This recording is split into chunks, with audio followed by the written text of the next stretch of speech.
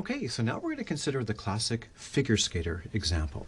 So if you haven't already done so, I encourage you to watch the demo video that I made talking about conservation of angular momentum.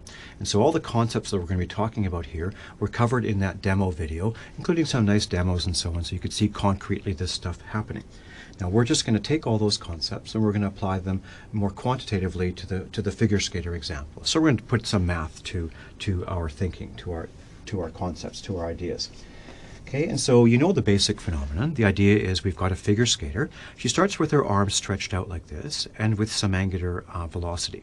And then as she pulls her arms inwards like this, she decreases her moment of inertia. But in order to conserve angular momentum then, her angular velocity must increase. She has to spin faster. Okay, so I want to emphasize this is a super important physics concept to understand. It has applications across the board for like terrestrial physics, like weather systems and so on, and also the astrophysics, formations of solar systems, and formation of galaxies and accretion disks of black holes. It's just all over the place it applies. The idea that when angular momentum is conserved, if you reduce the moment of inertia, you have to increase the angular velocity in order for the angular momentum to remain constant. Very important physics here, concept. Okay, so we'll look at this in the case of the figure skater. So our picture looks something like this. We've got a figure skater, and these are her legs. Okay, and they're coming together at the bottom just to indicate that what's touching the ice is just a small piece of the tip of her skate. And so as she spins around, the ice will exert a very small, very negligible frictional torque. Okay, so the external torque is basically zero for practical purposes. Okay, and she starts with her arms stretched out. And say her arms are passing through center mass point like this. She starts with her arms stretched out like this, and she has some angular velocity, which is about the vertical axis passing through her center of mass. So she's got some initial angular velocity, omega initial pointing upwards. So we put our thumb in the direction of the angular velocity vector, our fingers curl in the direction in which she is spinning. And then the magnitude of omega initial is the magnitude of her initial, radians per second angular velocity. Okay, now as she pulls her arms in like this, her moment of inertia goes down, so her angular velocity must increase. So afterwards, after she's pulled her arms in, maybe her legs still look the same. Okay, but her arms have come in like this, and so we'll indicate that like that. Basically what she's done is she's taken masses that were held further out and thus contributing more greatly to the moment of inertia. She's pulled them in closer to the axis of rotation, so they contribute less to the moment to her moment of inertia. And as a consequence, her angular velocity is going to increase. So we have an omega final, which is greater than omega initial. Okay, so we're going to talk a little bit about how that happens. Okay, now the first thing we're going to do is we need to model her body. Okay, so we need to figure out what her moment of inertia is. Okay, now as physicists, what we do is we always construct the simplest possible model that captures the essential physics. What's the essential physics here? Well, she had masses that were originally held far away from the axis of rotation and thus contributing greatly to her moment of inertia, to a later situation where she's pulled the masses in closer to her axis of rotation and thus they contribute less to her moment of inertia. So all that really matters is masses out here moved to here. Okay, so we're going to ignore the moment of inertia associated with her torso and her head and all that stuff, and we will model her body as just a massless rigid rod like this. And then attached to that massless rigid rod are her arms. And so her arms we're also going to model as massless rigid rod. Her left arm is a massless rigid rod of length r with a point mass m attached to the end. And her right arm is similarly a massless rigid rod of length r with a point mass m attached to the end of that. And so that's it. So her body consists of two elemental rigid bodies. Just a point mass m located at perpendicular distance r away from the axis of rotation. Okay, and so the moment of inertia for this rigid body for rotation about that axis, center mass point here, is simple. It's just I is equal to mr squared from her left arm plus mr squared from her right arm, so that's 2 times mr squared. Now the crucial thing, I'll emphasize it again, is this r squared term here. Okay, so if the masses are located here, well then they contribute something to her moment of inertia. But if she puts the masses twice as far out, 2 squared is 4. Those masses now contribute 4 times as much to the moment of inertia when they're out here than when they're here. Okay, so this r squared is a very important factor. Okay, so so what we want to do is we want to establish that basically once she gains some angular momentum, you know, she pushes against the ice, exerts a torque on herself. There's an angular momentum transferred from the Earth into her, and then she's spinning. So once she's in this state spinning, she's got some angular momentum. And and then her skates are just touching at a single point. Like I said, very little frictional torque and so on. We want to establish that that angular momentum that she has will remain constant. So the idea is what causes changes in angular momentum is torques. Okay, so when we talked about a system of particles, like here, a very simple system, we have 2. When we talked about a system of particles in general, we said that, well, the sum of the internal torques needs to equal 0, and generally it is.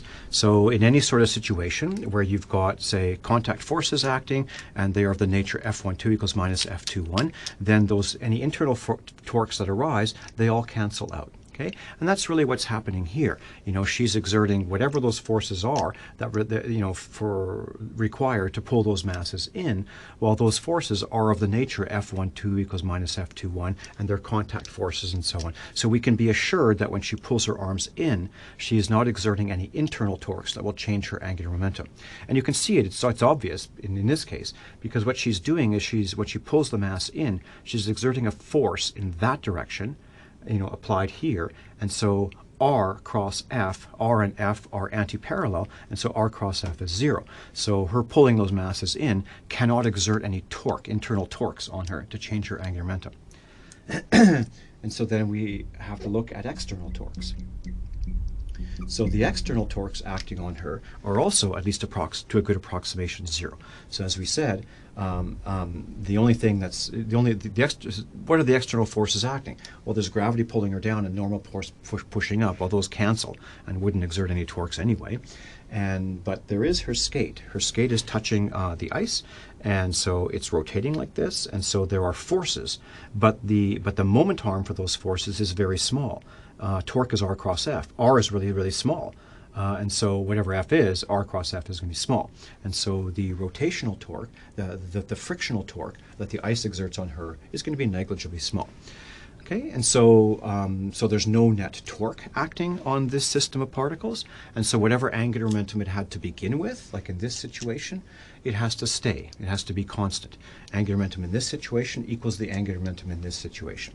Okay, so that angular momentum of this system of masses it's just the angular momentum of a rotating body, so it's just I omega. So that angular momentum is in the upwards direction always, and so we'll just consider its magnitude. So that's the magnitude of the angular momentum is L, and that magnitude of the angular momentum is going to remain constant regardless of what she does with these masses. Okay, and that angular momentum is like mass times velocity is moment of inertia times angular velocity, is I times omega. Okay, and so the basic idea here is that she starts with a large moment of inertia, so a large I and a small omega, and then as she brings her arms in, the moment of inertia goes down, and so her angular velocity must go up, so that the product of those two remains constant. Okay, so what is, in other words, the angular momentum at any instant of time is equal to the initial angular momentum. Well, what was that? Well, it was I initial times omega initial. So I initial is 2m times r initial squared, where r initial is the length of her arm when you're stretched out like this initially. And so that's got to equal I final times omega final. Okay, so I final is 2m r final squared, where she's brought her arms in closer, so r final is less than r initial. Okay, so I final is less than I initial, so omega final has to be greater than omega initial so that the product remains the same, so that her angular momentum remains constant because there's no net torque acting. Okay, so that's the basic idea here. Great. And so what we'll do is consider a concrete example. We will suppose that however far her arms are stretched out to begin with, that's R initial. We're going to take R final to be 1/2 that value. Okay, just to get some concrete numbers here. So our example is going to be that the ratio of R final to R initial is equal to 1/2. Okay, and so what does that tell us? Well, it tells us that we can work out the ratio of omega final to omega initial. Okay, so omega final, remember in physics it's very often much more useful to work out ratios of things. Okay, ratios of energies, ratios of angular velocities. So we're going to compare the final angular velocity with the initial angular velocity. So the ratio of omega final to omega initial. Okay, so what is that? Well, omega final divided by omega initial is I initial divided by I final. Okay, and so what is the ratio of I initial to I final? Well, I initial is 2mr squared, where r is equal to r initial. So that's the large distance. And then we divide that by I final. So that's 2mr squared, where r is now r final, 1/2 of r initial, r final squared. So the two m's cancel out, and it's just the ratio of r initial to r final squared. Okay, so r final or r initial is 1/2, so initial over final is 2, squared is 4. Okay, so it tells us that with this simple model for the skater, when her regardless of what the masses are or r's are or whatever, the point is that if she's holding them out like this and she's spinning with a certain angular velocity, if she pulls those masses in to 1/2 of their original distance, then her angular velocity will quadruple. She'll be spinning 4 times as fast in order to conserve angular momentum. Okay, so so her moment of inertia went down, her angular velocity went up, such that the product remains the same. Okay, okay, very good. Okay, so now when this happens, then her kinetic energy is going to go up. Okay, so let's think about that for a second. So the kinetic energy associated with rotational motion is equal to, actually let me do it this first. The kinetic energy associated with translational motion, so the kinetic energy associated with translational motion is 1/2 mv squared. Okay, but the linear momentum is mass times velocity. So this is equivalent to the linear momentum, p squared divided by 2m. Okay, in exactly analogous fashion, the kinetic energy associated with the rotational motion that we're talking about here is equal to 1/2 I omega squared. Okay, but the angular momentum is I times omega. So this is equivalent to the angular momentum squared divided by twice I. Okay, so instead of the linear momentum squared divided by twice m, it's the angular momentum squared divided by twice I. Now, this is an extremely useful form to look at because you can tell instantly that whatever kinetic energy she's got to begin with, right, it's equal to her angular momentum squared divided by 2I. Now, as she pulls her arms in and changes her I, the L does not change, but the I decreases, and it's in the denominator, so that means her kinetic energy goes up. Okay, so we can see that immediately. So the ratio of I's here, you can see this. The ratio of I's is a factor of 4. So whatever her I started off with, it becomes 1/4 that value in that final situation. So her kinetic energy final must be 4 times as big as her original kinetic energy. So you can see that immediately. Okay, so so we can look at. Let's do this.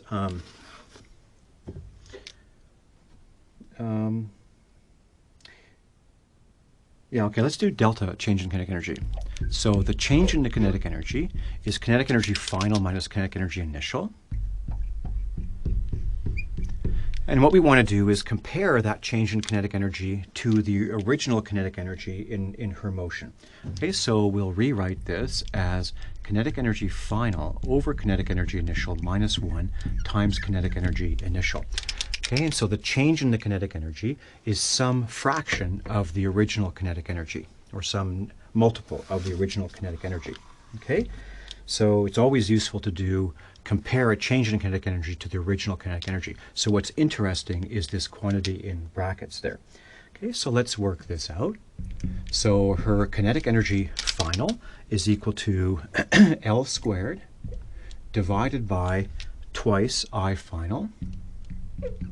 And then we want to divide by kinetic energy initial. So multiply by 1 over kinetic energy initial, which would be twice I initial divided by L squared. Okay, and then we subtract 1 times kinetic energy initial. And so the angular momentum is the same in both, so that cancels out, and 2 cancels out. So it's just I initial over I final minus 1 times the original kinetic energy. Okay, so it's just I initial over I final minus 1 times the initial kinetic energy. And we work this out. So I initial divided by I final in this example is just 4. And so we get 4 minus 1 is 3 times the original kinetic energy.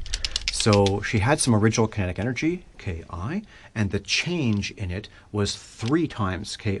So her final kinetic energy is 4 times the original kinetic energy, which is what we said before. Because I has been reduced, when she goes like this to this, her moment of inertia is reduced by a factor of 4, so her kinetic energy must go up by a factor of 4.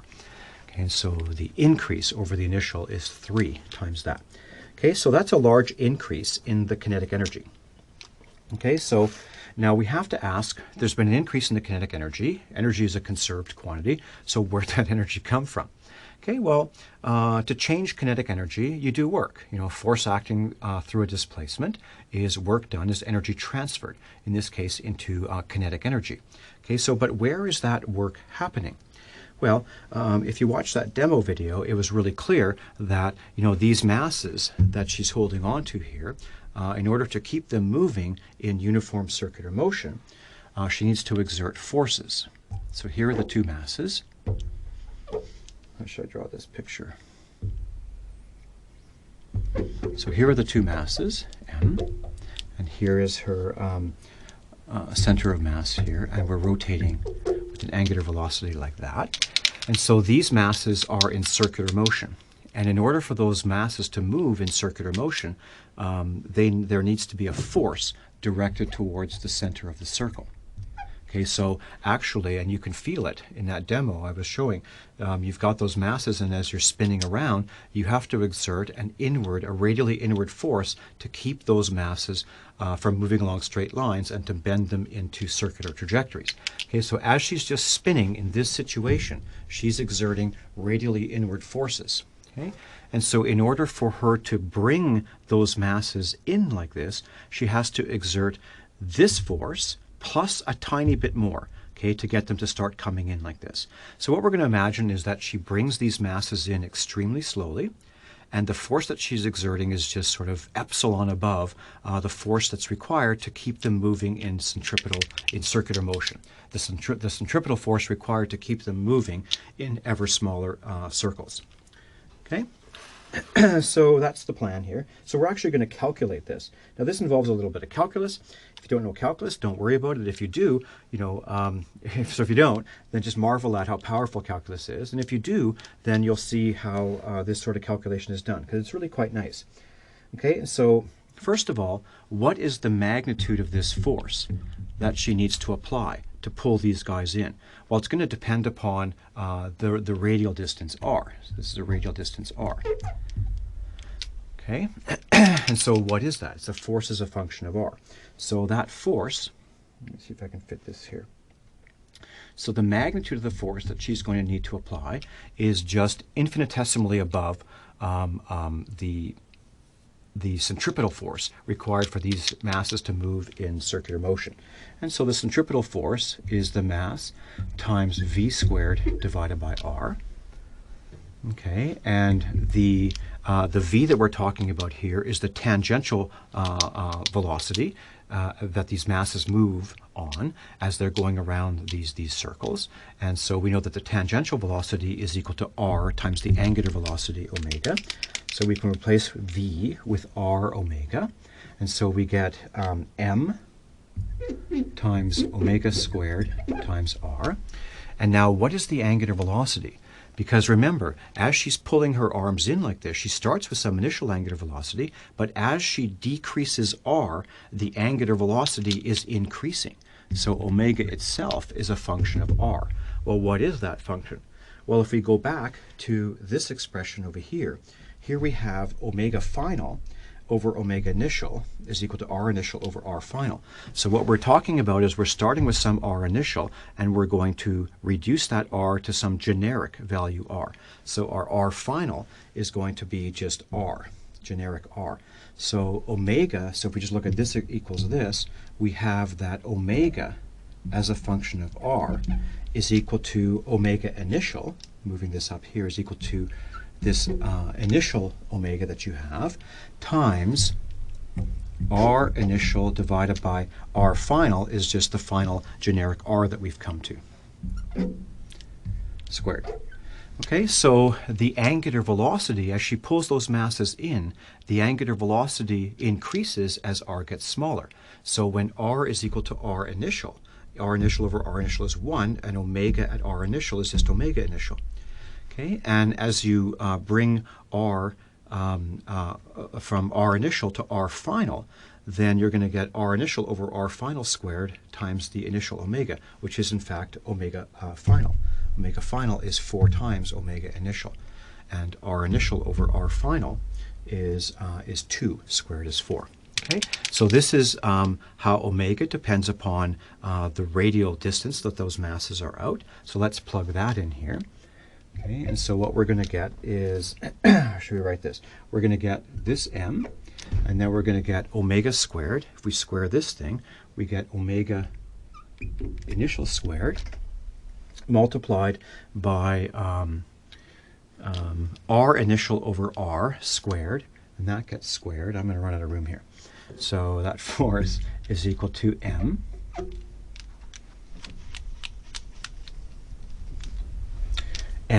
times omega squared. Omega is a function of r. Let's square that. That's omega initial squared times r initial over r all squared, and then we square that. So that's r initial over r to the power of 4, and then we multiply that by that final r. And so we have an r divided by an r to the 4th, so it goes like 1 over r cubed. So it's equal to m times omega initial squared times r initial to the 4th divided by r cubed. Okay, so the force that she needs to apply when r is large, so in the denominator that's a cubed, so it's a small force. But as she brings those masses in and r decreases, say from some value to 1/2 of its value, 1/2 cubed is 1/8. And so the force required here versus here is 8 times as large. Okay, in order to keep them moving in this circular motion. That circular motion is getting faster and faster and faster. Okay, so that's great. So let's see. So as she is applying this force over that displacement, she's doing some work. Okay, so the work done is the integral of f dot dr, and that will be the change in the kinetic energy. Okay, so the change in the kinetic energy, well, that's going to equal the work done. It's going to be equal to the energy transferred by moving these forces through those displacements. Okay, and that work done is going to be twice the work done by one of those arms. Okay, so the work done by one of those arms, that's all we'll focus on. That's work is force dot displacement, the integral of force dot displacement. And we're going to be integrating from r initial, which is far out, to r final, which is closer in. So r initial to r final. Okay, so now we have a vector dot product here. What is the force vector? Well, the force as a vector, first of all, is in the negative r hat direction. It's radially inwards. So it's in the negative r hat direction, and its magnitude is this expression. Okay, and what is the vector dr? Well, the vector dr, by definition, is in the radial direction, so the r hat direction, times d of the integration variable, times dr. Okay, so so when we do this, we have to take the dot product of that vector with that vector, and so we'll have an r hat unit vector, vector dot product with negative r hat, well, that's just -1. So we get a negative 2 there. Okay, and then what's left over is this thing times this. Now in this expression, most of these are just constants that we can pull out of the integral, so we'll do that right away. We'll pull out the m omega initial squared r initial to the fourth. We'll pull that out of the integral, and all we have left is the integral of dr divided by r cubed from r initial to r final. So the integral of 1 over r cubed is negative 1 over 2 r squared. Okay, if you differentiate that, the derivative of r to the negative 2 is negative 2 over r cubed, and so you recover 1 over r cubed. Okay, and so what we have is just negative 2 times m omega initial squared r initial to the fourth times the integral of 1 over r cubed is negative 1 over 2r squared. And we're evaluating it between these two limits, from between r initial and r final. Okay, and so that negative cancels that negative, and that 2 cancels that 2. Okay, and so what we're left with is m times omega initial squared times r initial to the fourth. And to get a simpler expression, we'll first just write down r initial squared. So we still have an r initial squared. Okay, so we have an r initial squared in the first case divided by 1 over, so times 1 over r final squared. Subtract the same r initial squared divided by 1 over r squared evaluated at, divided by r squared evaluated at r initial. So that's r initial squared. Okay, and so if we crank this out, so first of all, this is m. And then if we look at this, what is omega r? So omega r is, if we look at this picture here, or rather this picture over here, if we have omega times r, well, that's equal to the tangential velocity of that mass. Okay, so tangential velocity of that mass. So, and that's initially. Okay, so as these masses are swinging around at a distance r initial out with an angular velocity omega initial, then this is the initial tangential velocity of those masses. Okay, so that's v initial squared. And then what we're left with here is simply r initial over r final squared. Well, here it is. R initial over r final squared is 4. Subtract r initial squared over r initial squared is 1. And so what we get is 3 times mv initial squared. Okay, so let's write it in this form. That's equal to 3 times 2 times 1/2 mv initial squared. Okay, so that 2 cancels that half. This is just 3 mv initial squared. 4 minus 1 is 3 mv initial squared. So why do we write it in that form? Well, we can see immediately 1/2 mv initial squared, that's the kinetic energy associated with that mass rotating around with an angular velocity omega initial. And there's 2 of those masses. Okay, and so this expression in square brackets here, well, that is the original kinetic energy. Okay, and so we see that that's equal to 3 times the original kinetic energy. That's exactly what we had through this analysis.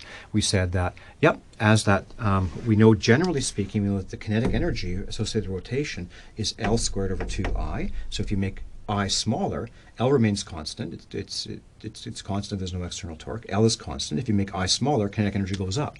Well, how much does it go up? Well, the change in the kinetic energy is 3 times the original kinetic energy. And so we said, well, where does that come from? Well, it comes from doing work. So as the skater pulls in these masses, there's a force acting over displacement. And so the work that the skater does, we just calculated that work and equated that to the change in the kinetic energy, and we got the right answer. Okay? So that's exactly where that kinetic energy comes from. So if you apply conservation of total energy, you say, ah, yes, well, we know that total energy, that energy is always conserved, so the energy of an isolated system can't change. So the kinds of energies involved here are, there could be a change in kinetic energy, and there could be a change in chemical energy